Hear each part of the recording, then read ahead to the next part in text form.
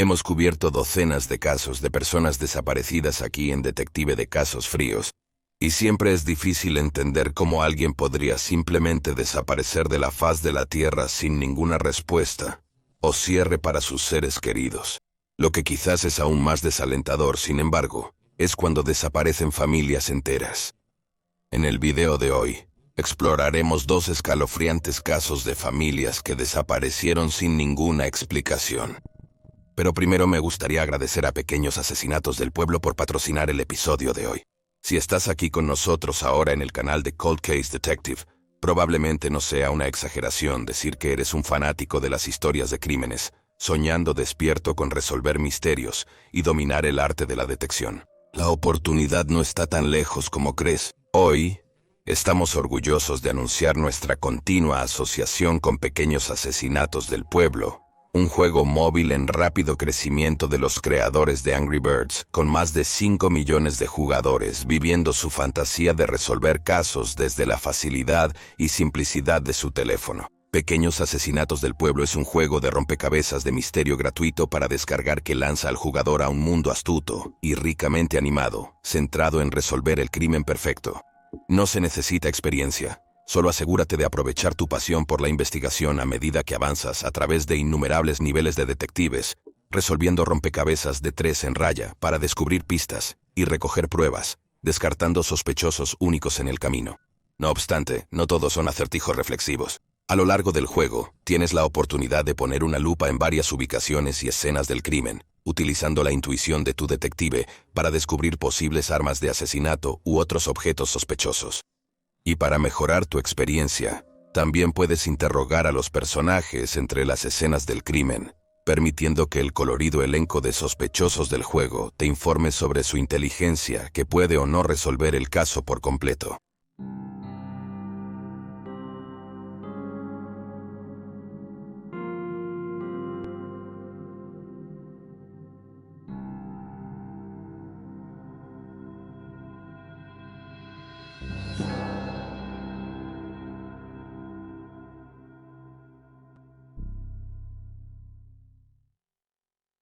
Comencemos. Gary Felton y familia. En 1986, Gary Felton trabajaba en Reino Unido en una empresa de software para computadoras. Fue aquí donde conoció a un hombre llamado Simon Antonio Cadwell, cuyo certificado de nacimiento robó para poder solicitar un pasaporte para él mismo. Aunque no está claro por qué Felton hizo esto, lo que sí está claro es que después de recibir su nuevo pasaporte, dejó el Reino Unido para viajar extensamente. Lo más notable es que Felton pasó tiempo en Australia e India. Felton, ahora de 32 años, conoció a Chantel McDougall de 17 en un seminario que predicaba en Melbourne, Australia, en 1997. Le ofreció un trabajo, cuidando a su hijo pequeño, y finalmente Felton dejó a su pareja y comenzó a salir con Chantel. No pasó mucho tiempo antes de que la pareja quedara embarazada de su primer hijo, una hija llamada Lila, y la pareja se estableció en Nanup, un pequeño pueblo en Australia Occidental. Felton todavía se hacía llamar por su alias, Simon Cadwell, y Chantel no tenía idea de que este no era su verdadero nombre. Sin embargo, ella sí sabía sobre las actividades de culto de Felton. Durante su vida, había publicado varios libros sobre sus creencias espirituales, creando el sitio web de la Comunidad de la Verdad, así como un foro de chat en línea, que se llamaba La Puerta de Entrada. En todo el mundo, Felton tenía alrededor de 40 seguidores que se autodenominaban el Antecámara, y se dedicaban a un texto sagrado escrito por Felton llamado Los Cortadores del Plan Divino. El libro profetizaba el nacimiento de un nuevo mundo de mayor conciencia al final de un ciclo de 75.000 años. Felton afirmó que sus seguidores deberían prepararse para un día del juicio, donde cruzarían a una dimensión superior. Finalmente, el plan era que sus seguidores tomaran sus propias vidas para lograr este objetivo. Al menos 2 de sus devotos realmente llevaron a cabo este acto final. En los meses previos a la desaparición, Felton de 45 años, Chantel de 27 años, y su inquilino de 40 años, un seguidor llamado Antonio Popic, que vivía en la propiedad de la pareja, comenzaron a decir a amigos y familiares que pronto se irían a Brasil, donde esperaban unirse a un culto religioso en Río Branco. Felton también notificó a sus seguidores: Mientras que Chantel y Antonio eran bien queridos e involucrados en su comunidad local, Felton no lo era. Según informes, pasaba gran parte de su tiempo en su computadora y tenía la tendencia a quedarse despierto toda la noche y dormir todo el día. Chantel era instructora de natación y Antonio trabajaba en una tienda de ferretería. Su jefe notó que era un trabajador diligente. Felton no trabajaba y era mantenido por su novia y seguidora. Los vecinos lo describieron como paranoico y excéntrico, y recordaron una vez que se preocupó tanto por la instalación de un poste de luz que le salieron ronchas. Afirmó que las ondas electromagnéticas del poste le causarían daño. Como contramedida, enterró imanes en el jardín y le gritó a Antonio después de que comenzó a desenterrarlos. Según informes, Felton ejerció mucho control sobre los otros adultos que actuaban de manera sumisa hacia él. Los padres de Chantel creían que ella tenía miedo de su novio, aunque la policía no encontró registros de lesiones o informes de violencia doméstica.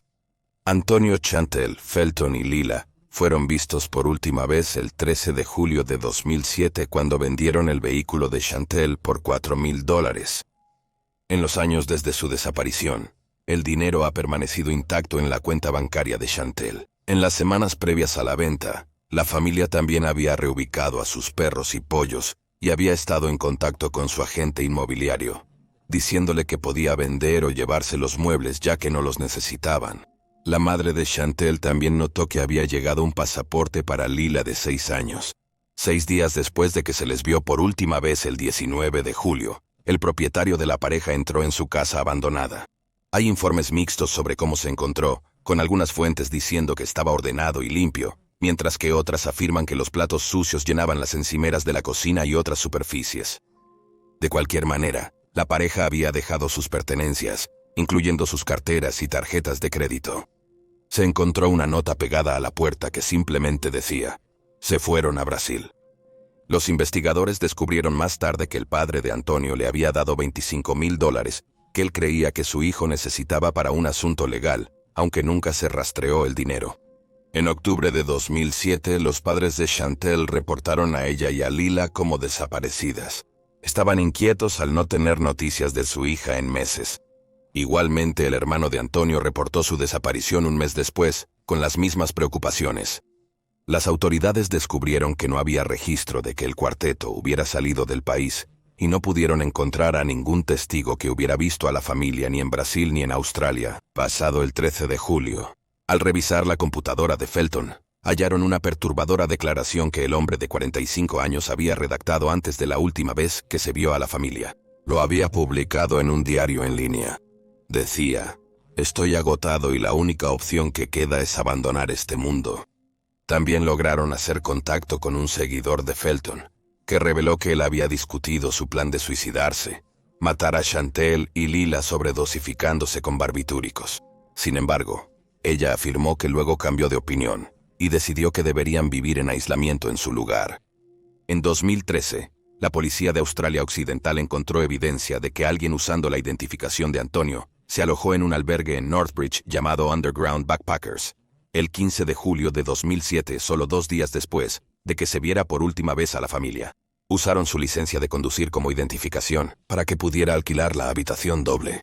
Simultáneamente se usó el teléfono de Antonio para comprar boletos de tren. El comprador viajó de Banbury a Australia Occidental ese mismo día, y luego tomó un tren a Calgary la mañana siguiente. Alguien bajo el nombre J había comprado los boletos. Robert. No había evidencia de que otros miembros de la familia hubieran estado a bordo de los trenes, y no está claro si era Antonio a bordo, o si era Felton, y simplemente había robado la identidad del hombre de 40 años. Aunque las autoridades pidieron al público información sobre esta persona, no pudieron recopilar ninguna información útil. J. Roberto no ha aparecido desde entonces y el teléfono de Antonio tampoco se ha utilizado desde entonces. Hay algunas teorías en este caso. En un momento, se creía posible que una joven adolescente sin hogar que dormía en las calles de Roma, Italia, fuera Leela, ya que ella tenía 16 años en ese momento. La chica tenía un parecido sorprendente con la fotografía de Lila y hablaba con turistas y locales en inglés.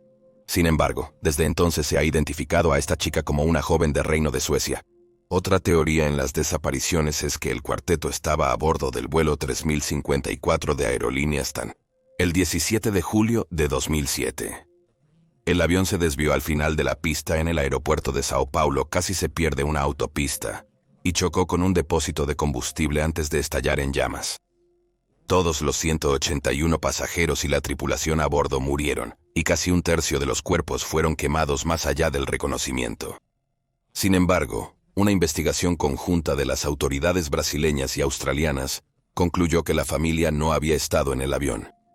Los detectives en línea tienden a creer que las desapariciones fueron el resultado de un asesinato-suicidio, o posiblemente que Felton se llevó las vidas de Chantel, Lila y Antonio antes de huir. Se ha sugerido que robó la identidad de Antonio, o que ahora quizás vive fuera del sistema. Con los años ha habido 4 supuestos avistamientos del grupo, pero ninguno ha sido confirmado. La Fuerza Policial de Australia Occidental todavía está investigando las desapariciones.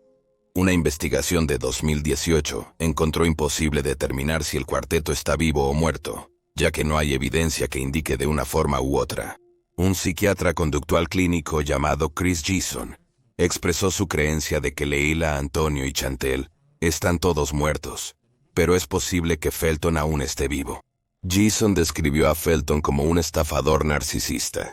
Si tienes alguna información sobre las desapariciones de Gary Felton, Antonio Popic y Chantel y Lila McDougall, puedes contactar a Crime Stoppers Australia al 1-800-333-000 la familia Salomon. Según todos los informes, la familia Salomon era una familia ordinaria, trabajadora y popular en su vecindario de Northridge, Los Ángeles, California, en la década de 1980. Sol Salomón, un nativo de Israel, y su esposa Elena se encontraron y casaron en Estados Unidos en los 70. Juntos compraron una casa en la calle Lassen en L.A., donde vivieron con la hija de Elena de 15 años, Michelle, y su hijo de 9 años, Mitchell. Sol dirigía su propio negocio, que implicaba mantener, reparar y recargar extintores de incendios, y él estaba a cargo de 4 empleados. Por su parte, Elena era madre ama de casa. La pareja también poseía varias otras propiedades, las cuales alquilaban. La familia Salomon fue vista por última vez el 12 de octubre de 1982, aunque su desaparición no se informó hasta 2 días después, cuando los vecinos preocupados notaron que su piscina estaba desbordada, pero no pudieron ponerse en contacto con nadie de la familia. Sus seres queridos también expresaron preocupación por la familia en este punto, junto con los empleados de Sol. Los oficiales de policía locales llegaron a la escena y encontraron al perro de la familia aún atado afuera. Las autoridades tuvieron que forzar su entrada a la casa ya que las puertas estaban cerradas con llave. Dentro todo estaba tranquilo e inmóvil. No había nada fuera de lugar y no había señales de lucha. Tampoco había nadie en casa.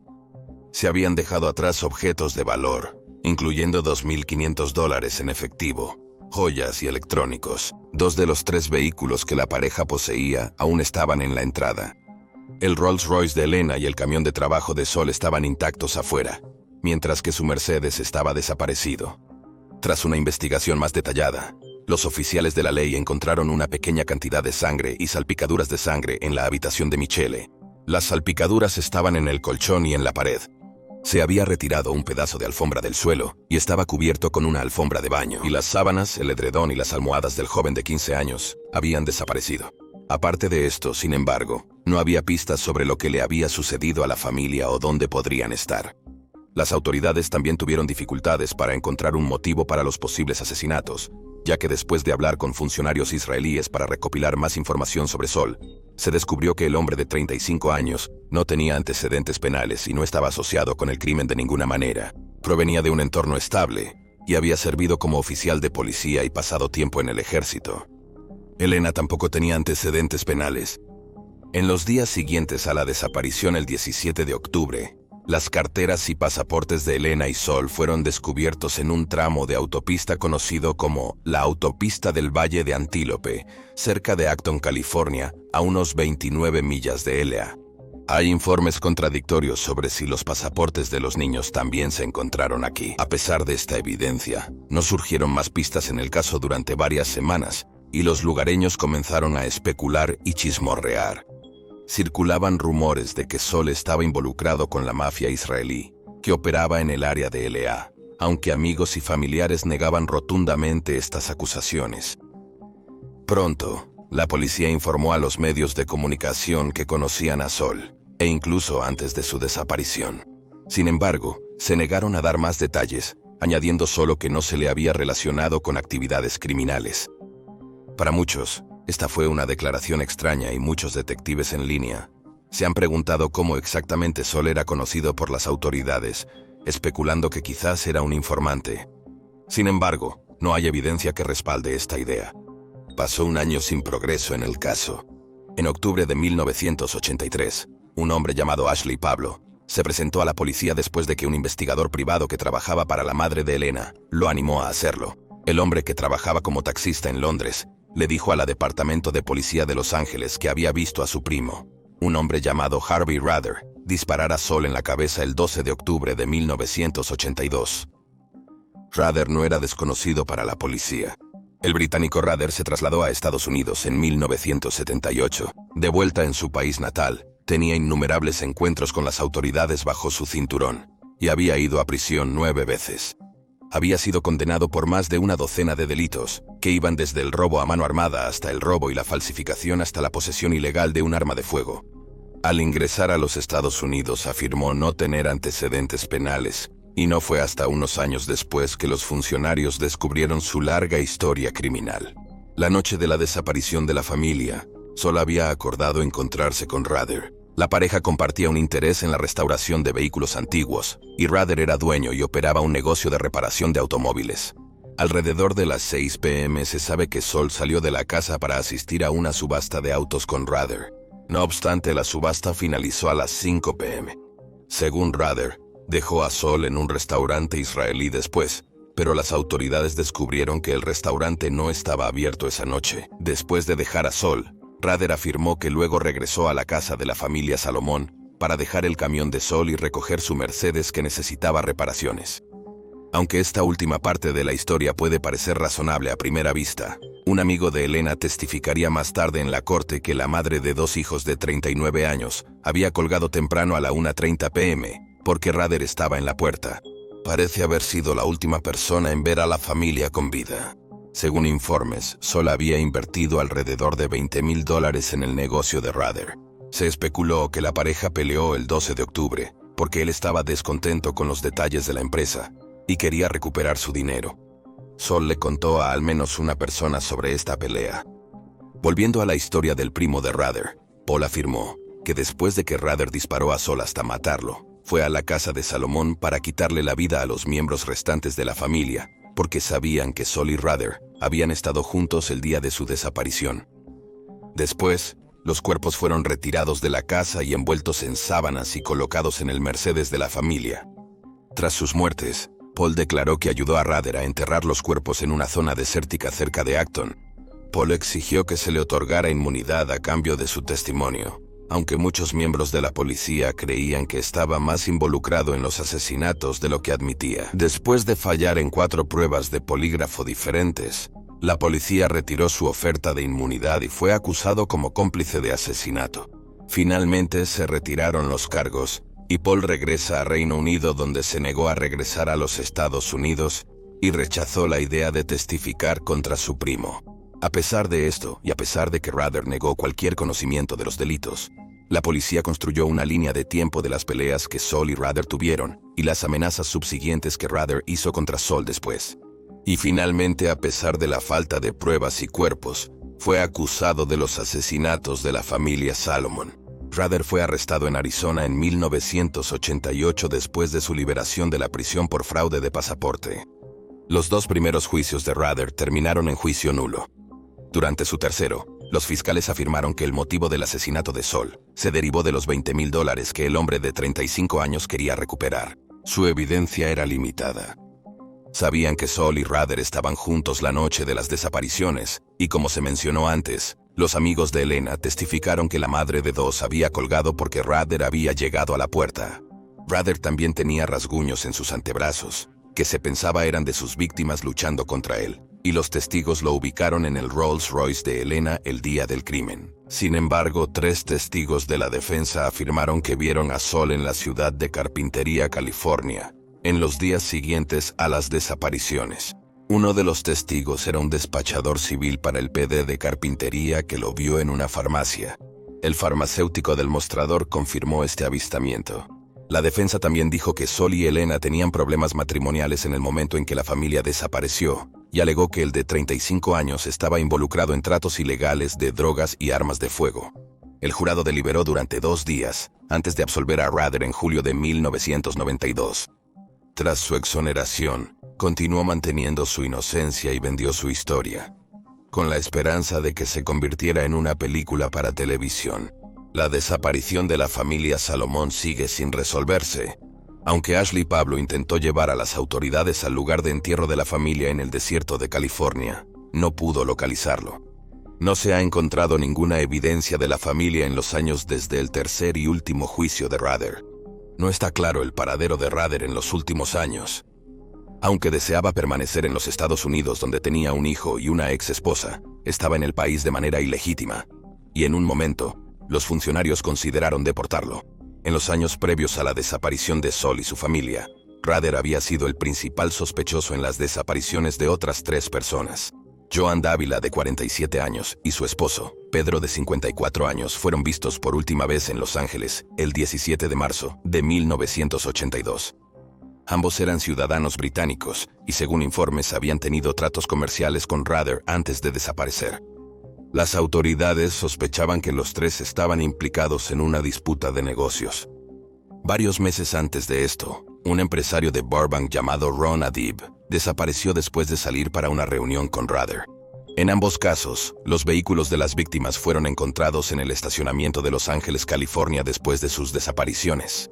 Sin embargo, Rather nunca ha sido acusado ni condenado en ninguna de estas desapariciones.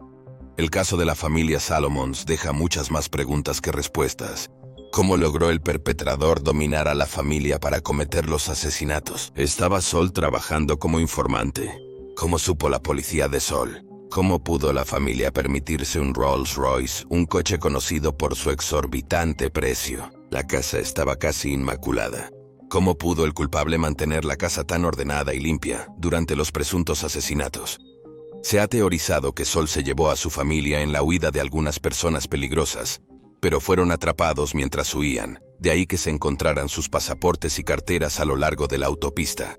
Sin embargo, un oficial que trabajó en el caso le dijo a la revista que creía que las pruebas fueron plantadas para despistar a los investigadores. Creía que el perpetrador llevó los cuerpos en la dirección opuesta. Además, este oficial creía que Harvey Rather es responsable de las desapariciones y lo describió como un tipo inteligente y astuto. En ese mismo artículo de revista, la mejor amiga de Michelle describió una vez que su padre llegó a casa y estaba alterado después de que Sol le mostró algunas armas que estaba vendiendo. Mientras tanto, en 2007 la madre de Elena afirmó su creencia de que Sol estaba efectivamente involucrado en negocios ilegales turbios y que su hija estaba infeliz en el matrimonio. Sin embargo, sin cuerpos o una confesión, quizás nunca sepamos realmente qué le sucedió a la familia Salomon. Si tienes alguna información sobre la desaparición de los Salomons, puedes contactar a la línea no urgente de la Departamento de Policía de Los Ángeles al 1-877-2755273 y ahí tienes los hechos. Por favor, deja un comentario abajo con tus propias teorías y especulaciones. Y recuerda darle me gusta a este video y suscribirte para apoyar el canal. También puedes apoyarnos en Patreon para tener la oportunidad de que tu ciudad natal aparezca en un próximo video de detective de casos sin resolver. Gracias por ver. Mantente alerta, mantente seguro y nos vemos la próxima vez.